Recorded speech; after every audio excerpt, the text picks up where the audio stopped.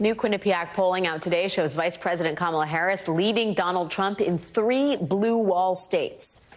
She's up by 6 points in Pennsylvania, 5 points in Michigan, and 1 point in Wisconsin, the only state within the poll's margin of error.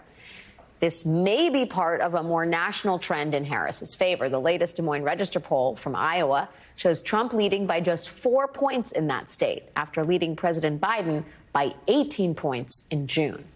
Joining me now is Simon Rosenberg, veteran political strategist and author of the Hopium Chronicles on Substack. Simon, thank you for being here tonight. I think a lot of people would like a dose of hopium right now. And I wonder if you see a connection between Harris gaining maybe as many as 14 points in Iowa, a largely white state, and doing better potentially in these 3 blue wall states. Do you see, I mean, should we be connecting dots there about what white working class voters might be doing, or is that overstating the case? Well, here's what we know, right? Since the debate, the election has probably shifted 1 or 2 points or even a little bit more in her favor. I mean, she was up 2 to 3 points before the debate.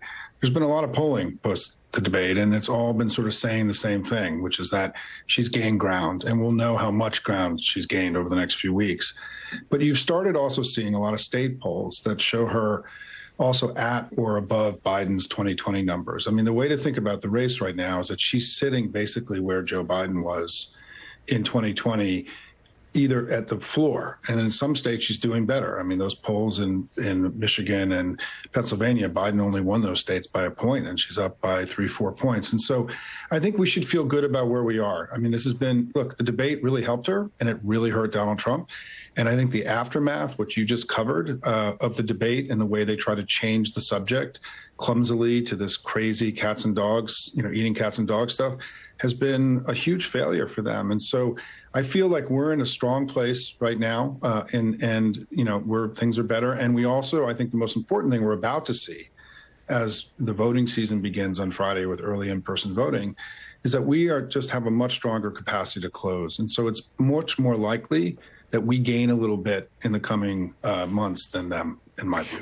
In your blog today, talking about the race as it stands and the relative strength of the Democratic ticket, you noted that one of the most remarkable and encouraging bits of data in recent polling is how well liked the Democratic ticket is. Both Vice President Harris and Governor Walz are in or close to positive territory on what is called favorables and unfavorables in most polls.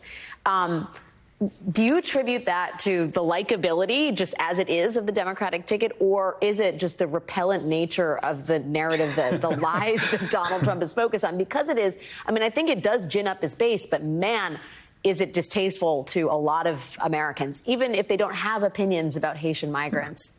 Yeah, look, the debate did what the campaign wanted it to do, which is they created this contrast between this capable and modern, smart vice president and him, the ugliness of Trump and all the ugliness of MAGA. I mean, it was just on full display for 90 minutes, and it changed the race.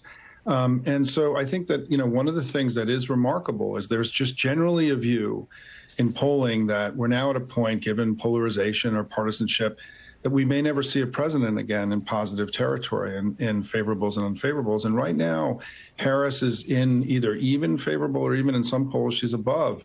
It's showing, and it's a big problem for the Republicans, because as we get to the end here, where people have to make their decisions, the people are undecided, our side is seen as much more favorable and much more in a much more favorable light than they are. And I think that Trump, the other thing is that Trump continues to make this negative noise. I mean, I think that we have a joyous, positive message to take to the American people. All they have is anger and ugliness. And I think that's also not going to serve them well when they're behind in the race as they are now. They don't really have the ability to generate positive stories about their ticket anymore. And that's a big problem when you're losing. Do you think the Teamsters non-endorsement matters? It's, I think, 59.6% of the union supported a Trump endorsement compared to 34% supporting a Harris endorsement. Does that worry you? Yeah, we'll see. I mean, I think that we have to recognize as a starting place is that this ticket has more enthusiastic union support than any ticket in modern times for the Democratic Party.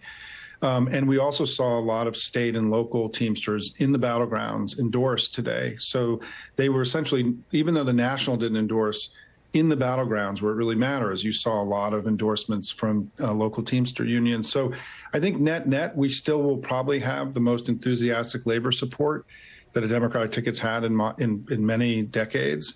And so I don't know that it's really going to be consequential, but we'll see. I mean, I feel like the campaign has worked very, very hard to make unions and union workers and union leaders central and to everything that they're doing. And they were very on display in the convention, right? And so I think that net, I think we're in good shape, but certainly we've got to try to pull as many of these Teamsters into our coalition as possible. Simon Rosenberg, hopium dealer for Americans, on the brink. Thank you for your time and thoughts, Simon, tonight. Really appreciate it. Always good to see you. Thank you so much. Coming up.